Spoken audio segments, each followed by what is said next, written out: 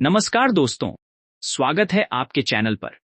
आज हम आपके लिए हिंदी साहित्य के महान कथाकार मुंशी प्रेमचंद की सामाजिक और विचारोत्तेजक कहानी इज्जत का खून लेकर आए हैं।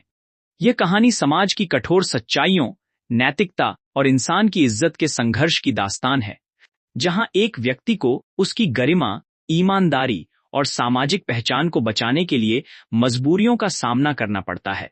और यहाँ इज्जत की कीमत का मतलब सिर्फ शब्दों में नहीं, बल्कि खून, पसीने से लगाया जाता है।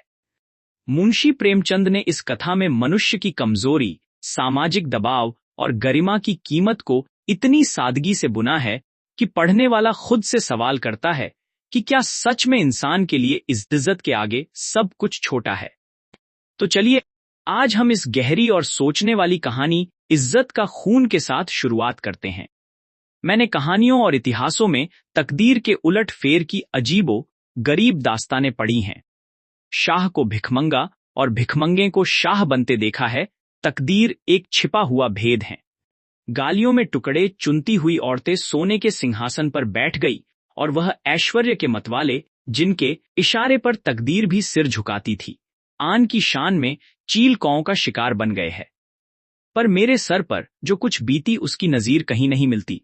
आह, उन घटनाओं को आज याद करती हूं तो रोगटे खड़े हो जाते हैं और हैरत होती है कि अब तक मैं क्यों और क्यों कर जिंदा हूं। सौंदर्य लालसाओं का स्रोत हैं। मेरे दिल में क्या लालसाएं न थीं, पर आह, निष्ठुर भाग्य के हाथों में मिटिंग। मैं क्या जानती थी कि वह आदमी जो मेरी एक एक अदा पर कुर्बान होता था, एक दिन मुझे इस तरह जलील और बर्बाद करेगा। आज 3 साल हुए जब मैंने इस घर में कदम रखा। उस वक्त यह एक हरा भरा चमन था। मैं इस चमन की बुलबुल थी, हवा में उड़ती, थीख डालियों पर चहकती थी, फूलों पर सोती थी। सईद मेरा था, मैं सईद की थी। इस संगमरमर के हौज के किनारे हम मोहब्बत के पासे खेलते थे। तुम मेरी जान हो, मैं उनसे कहती थी, तुम मेरे दिलदार हो। हमारी जायदाद लंबी चौड़ी थी। जमाने की कोई फ्रिक, जिंदगी का कोई गम न था। हमारे लिए जिंदगी सशरीर आनंद, एक अनंत चाह और बहार का तिलिस्म थी, जिसमें मुरादें खिलती थी और खुशियां हंसती थी। जमाना हमारी इच्छाओं पर चलने वाला था। आसमान हमारी भलाई चाहता था और तकदीर हमारी साथी थी। एक दिन सईद ने आकर कहा, मेरी जान, मैं तुमसे एक विनती करने आया हूं। देखना, इन मुस्कराते हुए होंठों पर इनकार का हर्फ न आए। मैं चाहता हूं कि अपनी सारी मिल्कियत, सारी जायदाद तुम्हारे नाम चढ़वा दूं। मेरे लिए तुम्हारी मोहब्बत काफी है।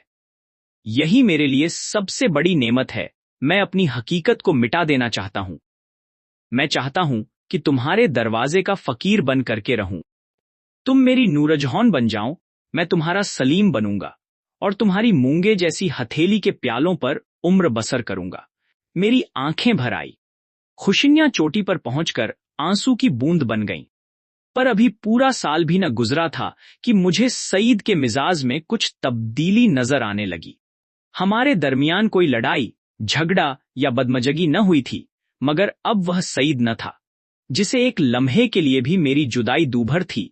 वह अब रात की रात गायब रहता। उसकी आंखों में प्रेम की वह उम्मग न थी, न अंदाजों में वह प्यास, न मिजाज में वह गर्मी।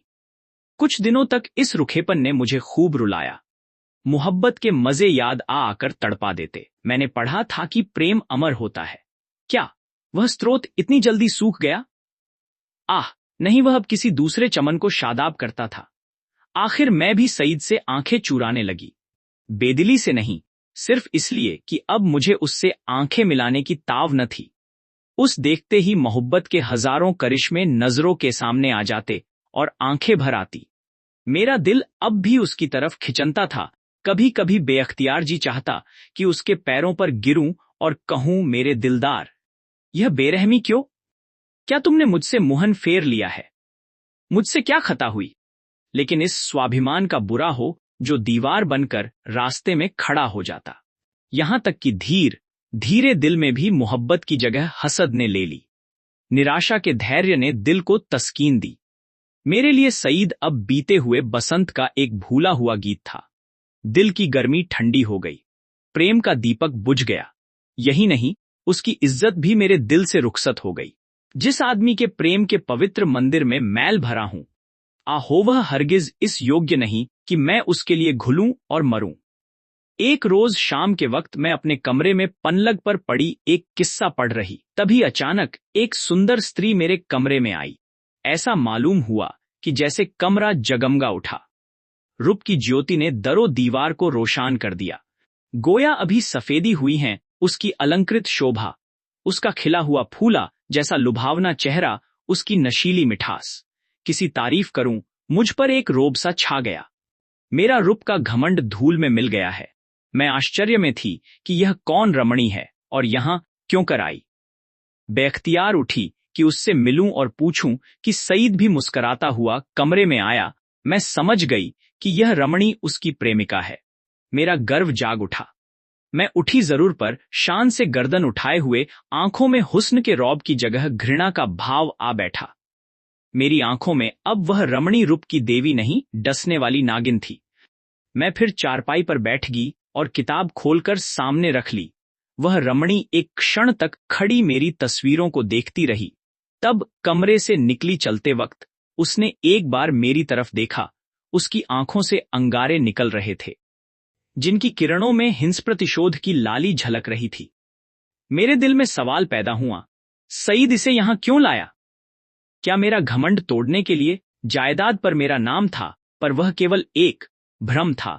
उस पर अधिकार पूरी तरह सईद का था। नौकर भी उसी को अपना मालिक समझते थे और अक्सर मेरे साथ ढिठाई से पेश आते। मैं सब्र के साथ जिंदगी के दिन काट रही थी। जब दिल में उमंगे न रहीं तो पीड़ा क्यों होती। सावन का महीना था, काली घटा छाई हुई थी और रिझझिम बूंदें पड़ रही थी। बगीचे पर हसद का अंधेरा और सिहास दराख्तों पर जुगनुओं की चमक ऐसी मालूम होती थी जैसे कि उनके मुंह से चिंगारियों जैसी आहें निकल रही हैं। मैं देर तक हसद का यह तमाशा देखती रही। कीड़े एक साथ चमकते थे और एक साथ बुझ जाते थे, गोया रोशानी की बाढ़ें छूट रही है। मुझे भी झूला झूलने और गाने का शौक हुआ। मौसम की हालतें हसद के मारे हुए दिलों पर भरी अपना जादू कर जाती है। बगीचे में एक गोल बंगला था। मैं उसमें आई और बरागदे की एक कड़ी में झूला डलवाकर झूलने लगी। मुझे आज मालूम हुआ कि निराशा में भी एक आध्यात्मिक आनंद होता है जिसका हाल उसको नहीं मालूम, जिसकी इच्छा पूर्ण है। मैं चाव से मल्हार गाने लगी। सावन विरह और शोक का महीना है। गीत में एक वियोगी हृदय की गाथा की कथा ऐसे दर्द भरे शब्दों बयान की गई थी कि बरबस आंखों से आंसू टपकने लगे। इतने में बाहर से एक लालटेन की रोशनी नजर आई। सईद और हसीना दोनों चले आ रहे थे। हसीना ने मेरे पास आकर कहा, आज यहां नाच रंग की महफिल सजेगी और शराब के दौर चलेंगे। मैंने घृणा से कहा, मुबारक हो हसीना, 12 मासे और मल्हार की ताने उड़ेंगी, साजिंदे आ रहे हैं। मैं शौक से, हसीना तुम्हारा सीना हसद से चाक हो जाएगा। सईद ने मुझसे कहा, जुबैदा तुम अपने कमरे में चली जाओ, यह इस वक्त आपे में नहीं है। हसीना ने मेरी तरफ लाल लाल आंखें निकालकर कहा, मैं तुम्हें अपने पैरों की धूल के बराबर भी नहीं समझती। मुझे फिर जब्त न रहा, अकड़कर बोली, और मैं क्या समझती हूं, एक कुतिया दूसरों की उगली हुई हड्डियों चिचोड़ती फिरती है। अब सईद के भी तेवर बदले। मेरी तरफ भयानक आंखों से देखकर बोले, जुबैदा तुम्हारे सर पर शैतान तो नहीं सवार है? सईद का यह जुमला मेरे जिगर में चुभ गया। मैं तपड़ उठी। जिन होठों से हमेशा मोहब्बत और प्यार की बातें सुनी हो, उन्हीं से यह जहर निकले और बिल्कुल बेकसूर। क्या मैं ऐसी नाचीज और हकीर हो गई हूं कि एक बाजारू औरत भी मुझे छेड़कर गालियां दे सकती है और मेरा जबान खोलना मना? मेरे दिल में साल भर से जो बुखार हो रहा था वह उछल पड़ा। मैं झूले से उतर पड़ी और सईद की तरफ शिकायत भरी निगाहों से देखकर बोली, शैतान मेरे सर पर सवार हो या तुम्हारे सर पर, इसका फैसला तुम खुद कर सकते हो। सईद, मैं तुमको अब तक शरीफ और गैरत वाला समझती थी, तुम खुद कर सकते हो। बेवफाई की, इसका मलाला मुझे जरूर था, मगर मैंने सपनों में भी यह न सोचा था कि तुम गैरत से इतने खाली हो कि हया फरोश औरत के पीछे मुझे इस तरह जलीज करोगे। इसका बदला तुम्हें खुदा से मिलेगा। हसीना ने तेज होकर कहा, तू मुझे हया फरोश कहती है? मैं बेशक कहती हूं। सईद और मैं बेगैरत हूं? मैं बेशक बेगैरत ही नहीं, शोबदेबाज, मक्तार, पापी, सब कुछ। यह अल्फाज बहुत घिनावने हैं, लेकिन मेरे गुस्से के इजहार के लिए काफी नहीं। मैं यह बातें कह रही थी कि यकायक सईद के लंबे तगड़े हट्टे कट्टे नौकर ने मेरी दोनों बाहें पकड़ ली और पलक मारते भर में हसीना ने झूले की रस्सियां उतारकर मुझे बरामदे के एक लोहे के खंभे से बांध दिया। इस वक्त मेरे दिल में क्या ख्याल आ रहे थे यह याद नहीं, पर मेरी आंखों के सामने अंधेरा छा गया था। ऐसा मालूम होता था कि यह तीनों इंसान नहीं, यमदूत है। गुस्से की जगह दिल में डर समा गया था। इस वक्त अगर कोई रौबी ताकत मेरे बंधनों को काट देती, मेरे हाथों में आबदार खंजर दे देती, तो भी तो जमीन पर बैठकर अपनी जिल्लत और बेकसी पर आंसू बहाने के सिवा और कुछ न कर सकती। मुझे ख्याल आता था, हाँ, कि शायद खुदा की तरफ से मुझ पर यह कहर नाजिल हुआ है। शायद मेरी बेनमाजी और बेदीनी की यह सजा मिल रहा है। मैं अपनी पिछली जिंदगी पर निगाह डाल रही थी कि मुझसे कौन सी गलती हुई और जिसकी यह सजा है। मुझे इस हालत में छोड़कर तीनों सूरतें कमरे में चली गईं। मैंने समझा मेरी सजा खत्म हुई, लेकिन क्या यह सब मुझे यो ही बंधा रखेगे? लौडियां मुझे इस हालत में देख ले तो क्या कहें? नहीं, अब मैं इस घर में रहने के काबिल ही नहीं। मैं सोच रही थी कि रस्सियां क्यों कर खा लूं, मगर अफसोस मुझे न मालूम था कि अभी तक जो मेरी गति हुई है वह आने वाली बेरहमियों का सिर्फ बयाना है। मैं अब तक न जानती थी कि वह छोटा आदमी कितना बेरहम, कितना कातिल है। मैं अपने दिल से बहस कर रही थी कि अपनी इस जिल्लत मुझ पर कहां तक है। अगर मैं हसीना की उन दिल जलाने वाली बातों को जवाब न देती तो क्या यह नौबत न आती? आती, और जरूर आती। वहां काली नागिन मुझे डसने का इरादा करके चली थी, इसलिए उसने ऐसे दिल दुखाने वाले लहजे में ही बात शुरू की थी। मैं गुस्से में आकर उसको लान तान करूं और उसे मुझे जलील करने का बहाना मिल जाए। पानी जोर से बरसने लगा, बौछारों से मेरा सारा शरीर तर हो गया था। सामने गहरा अंधेरा था। मैं कान लगाए सुन रही थी कि अंदर क्या मिसकॉट हो रही है, मगर मेह की सनसनाहट के कारण आवाजें साफ न सुनाई देती थी। इतने लालटेन फिर से बरामदे में आई और तीनों उरावनी सूरतें फिर सामने आकर खड़ी हो गई। अब की उस खून परी के हाथों में एक पतली सी कमची थी। उसके तेवर देखकर मेरा खून सर्द हो गया। उसकी आंखों में एक खून पीने वाली वहशत, एक कातिल पागलपन दिखाई दे रहा था। मेरी तरफ शरारत भरी नजरों से देखकर बोली, बेगम साहबा, मैं तुम्हारी बदजबानियों का ऐसा सबक देना चाहती हूं जो तुम्हें सारी उम्र याद रहे। और मेरे गुरु ने बतलाया है कि कमची से ज्यादा देर तक ठहरने वाला और कोई सबक नहीं होता। यह कहकर उस जालिम ने मेरी पीठ पर एक कमची जोर से मारी। मैं तिलमिया गई। मालूम हुआ कि किसी ने पीठ पर आग की चिरगारी रख दी। मुझे से जब्त न हो सका। मौन बाप ने कभी फूल की छड़ी से भीन मारा था। जोर से चीखे मार मार कर रोने लगी। स्वाभिमान, लज्जा सब लुप्त हो गई। कमची की डरावनी और रोशन असलियत के सामने और भावनाएं गायब हो गईं। उन हिंदू देवियों के दिल शायद लोहे के होते होंगे जो अपनी आन पर आग में कूद पड़ती थी। मेरे दिल पर तो इस वक्त यही ख्याल छाया हुआ था कि इस मुसीबत से क्यों कर छुटकारा हो। सईद तस्वीर की तरह खामोश खड़ा था। मैं उसक तरफ फरियाद की। आंखें से देखकर बड़े विनती केसवर में बोली, सईद, खुदा के लिए मुझे इस जालिम से बचाओ। मैं तुम्हारे पैरों पड़ती हूं। तुम मुझे जहर दे दो, खंजर से गर्दन काट लो, लेकिन यह मुसीबत सहने की मुझ में ताब नहीं। उन दिलजोइयों को याद करो, मेरी मोहब्बत का याद करो। उसी सदके इस वक्त मुझे इस अजाब से बचाओ। खुदा तुम्हें इसका इनाम देगा। सईद इन बातों से कुछ पिंगला हसीना की तरह डरी हुई आंखों से देखकर बोला, जरीना, मेरे कहने से अब जाने दो। मेरी खातिर से इन पर रहम करो। जरीना तेर बदल कर बोली, तुम्हारी खातिर से सब कुछ कर सकती हूं, गालियां नहीं बर्दाश्त कर सकती। सईद, क्या अभी तुम्हारे ख्याल में गालियों की काफी सजा नहीं हुई?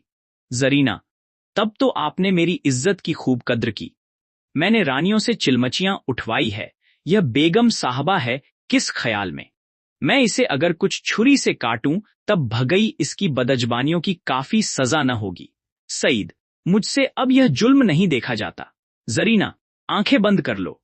सईद, जरीना, गुस्सा न दिलाओ, मैं कहता हूं, अब इन्हें माफ करो।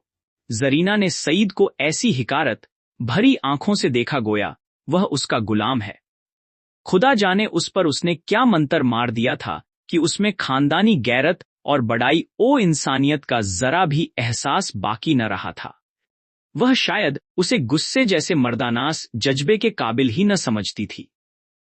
हुलिया पहचानने वाले कितनी गलती करते हैं, क्योंकि दिखाई कुछ पड़ता है, अंदर कुछ होता है। बाहर के ऐसे सुंदर रूप के पर्दे में इतनी बेरहमी, इतनी निष्ठुरता। कोई शक नहीं, रूप हुलिया पहचानने की विद्या का दुश्मन है। बोली, अच्छा तो अब आपको मुझ पर गुस्सा आने लगा। क्यों ना हो, आखिर निकाह तो आपने बेगम ही से किया है। मैं तो हया फरोश कुतिया ही ठहरी। सईद, तुम ताने देती हो और मुझसे यह खून नहीं देखा जाता। जरीना, तो यह कमची हाथ में लो और इसे गिनकर 100 लगाओ। गुस्सा उतर जाएगा, इसका यही इलाज है। जरीना, फिर वही मजाक। जरीना, नहीं, मैं मजाक नहीं करती। सईद ने कमची लेने को हाथ बढ़ाया, मगर मालूम नहीं जरीना को कया शुभा पैदा हुआ। उसने समझा शायद वह कमची को तोड़कर फेंक देंगे। कमची हटा ली और बोली, अच्छा मुझसे यह दगा, तो लो अब मैं ही हाथों की सफाई दिखाती हूं। यह कहकर उसे बेदर्द ने मुझे बेतहाशा कमचियां मारना शुरू की। मैं दर्द से ऐंठ ऐंठ कर चीख रही थी।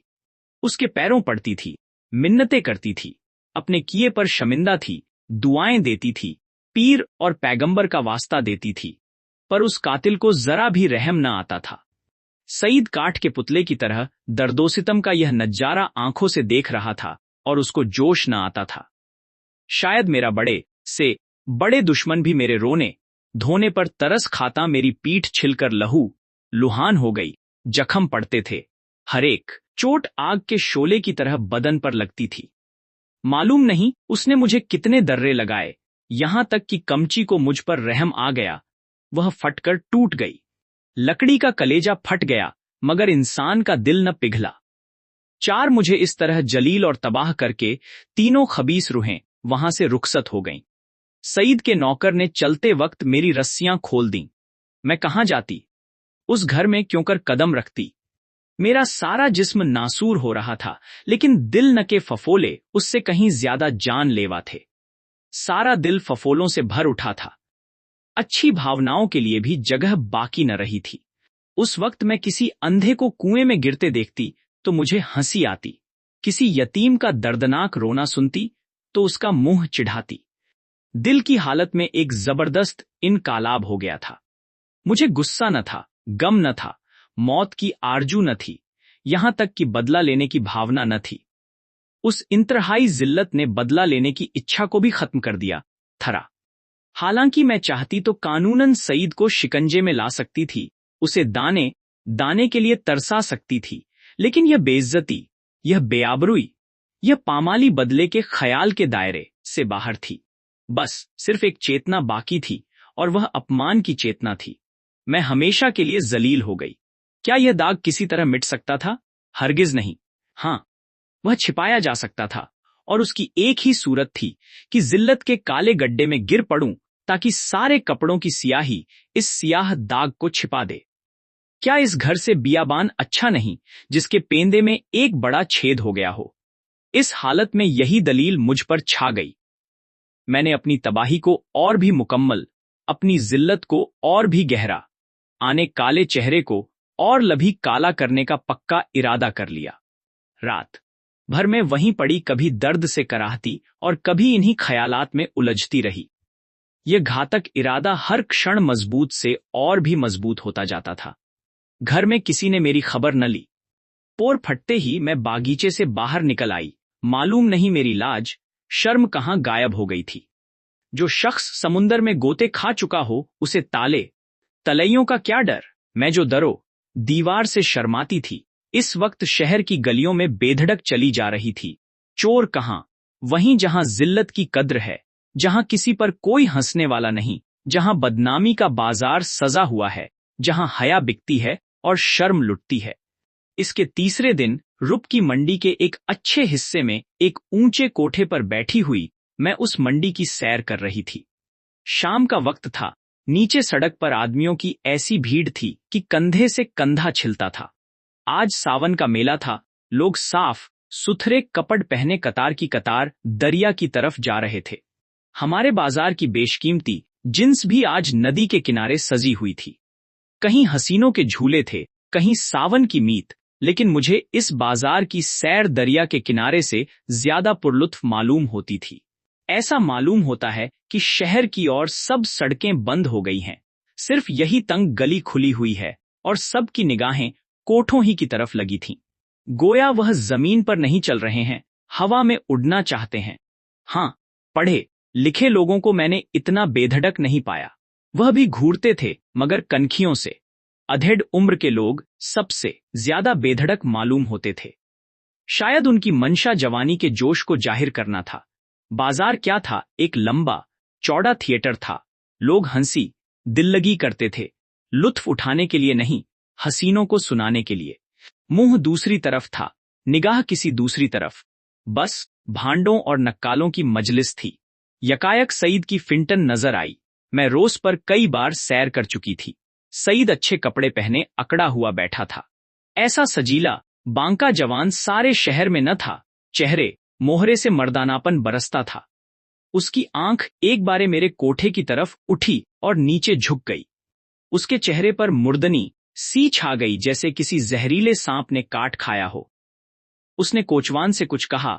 दम के दम में फिटन हवा हो गई। इस वक्त उसे देखकर मुझे जो द्वेषपूर्ण प्रसन्नता हुई, उसके सामने उस जानलेवा दर्द की कोई हकीकत न थी। मैंने जलील होकर उसे जलील कर दिया। यक कटार कमचियों से कहीं ज्यादा तेज थी। उसकी हिम्मत न थी कि अब मुझसे आंख मिला सके। नहीं, मैंने उसे हरा दिया, उसे उम्र भर के दिले कैद में डाल दिया। इस कालकोठरी से अब उसका निकलना गैर मुमकिन था, क्योंकि उसे अपने खानदान के बड़प्पन का घमंड था। दूसरे दिन भोर में खबर मिली कि किसी कातिल ने मिर्जा सईद का काम तमाम कर दिया। उसकी लाश उसीर बागीचे के गोल कमरे में मिली, सीने में गोली लग गई थी। 9 बजे दूसरे खबर सुनाई दी। जरीना को भी किसी ने रात के हलंत नुक्ता कत्ल कर डाला था। उसका सर तन जुदा कर दिया गया। बाद को जांच पड़ताल से मालूम हुआ कि यह दोनों वारदातें सईद के ही हाथों हुई। उसने पहले जरीना को उसके मकान पर कत्ल किया और तब अपने घर आकर अपने सीने में गोली मारी।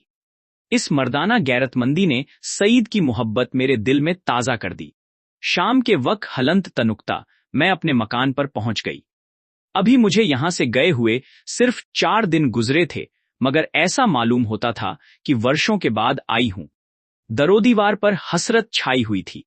मैंने घर में पांव रखा तो बरबस सईद की मुस्कुराती हुई सूरत आंखों के सामने आकर खड़ी हो गई। वही मर्दाना हुस्न, वही बांकपन, वही मनुहार की आंखें। बेअख्तियार मेरी आंखें भर आई और दिल से एक ठंडी आह निकल आई। गम इसका न था कि सईद ने क्यों जान दे दी। नहीं, उसकी मुजरिमाना बेहिसी और रुप के पीछे भागना, इन दोनों बातों को मैं मरते दम तक माफ न करूंगी। गम यह था कि यह पागलपन उसके सर में क्यों समाया। इस वक्त दिल की जो कैफियत है, उससे मैं समझती हूं कि कुछ दिनों में सईद की बेवफाई और बेरहमी का घाव भर जाएगा। अपनी जिल्लत की याद भी शायद मिट जाए, मगर उसकी चंदरोजा मोहब्बत का नक्श बाकी रहेगा, और अब यह सही मेरी जिंदगी का सहारा है। तो दोस्तों, यह थी इज्जत का खून, एक ऐसी कहानी जो समाज की कठोर बाधाओं, मानवीय कमजोरियों और गरिमा के संघर्ष को सामने लाती है। मुंशी प्रेमचंद की लेखनी ने स्पष्ट कर दिया है कि इज्जत सिर्फ शब्द नहीं, बल्कि किसी इंसान के जीवन की सबसे महंगी चीज है, जिसे बचाने की कोशिश में व्यक्ति खुद को खो देता है या समाज के बीच खुद को साबित करता है। अगर यह वीडियो आपको प्रभावित या सोचने पर मजबूर कर गया हो, तो इसे लाइक और शेयर जरूर करें। नीचे कमेंट में बताइए, आपके अनुसार इज्जत की असली कीमत क्या होनी चाहिए। ऐसी ही व्यक्तिगत और सामाजिक कहानियों के लिए हमारे चैनल को सब्सक्राइब करना न भूलें। धन्यवाद।